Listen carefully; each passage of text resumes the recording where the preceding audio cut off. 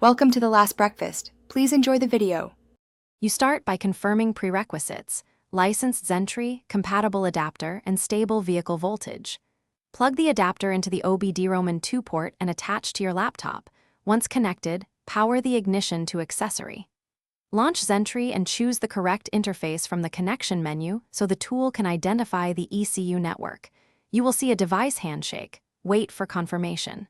If the connection stalls, retry adapter pairing or switch USB ports, because a clean link is essential before you scan modules. Once done with connection, you select the vehicle using VIN mode for accuracy or manual selection if needed. Initiate a full system scan to detect all ECUs. Make sure to prioritize safety systems like ABS and airbag. As Xentry lists control units, open each to read fault codes and record freeze frame data. You should also capture live data streams for sensors related to faults.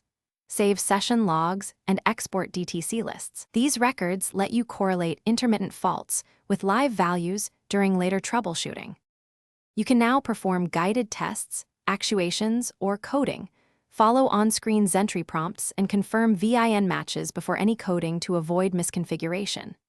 After completing repairs or adjustments, clear fault codes and immediately rerun live data checks, plus a fresh scan to verify resolution.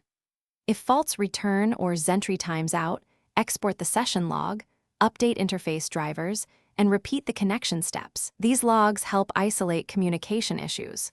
One troubleshooting tip: if modules won't respond,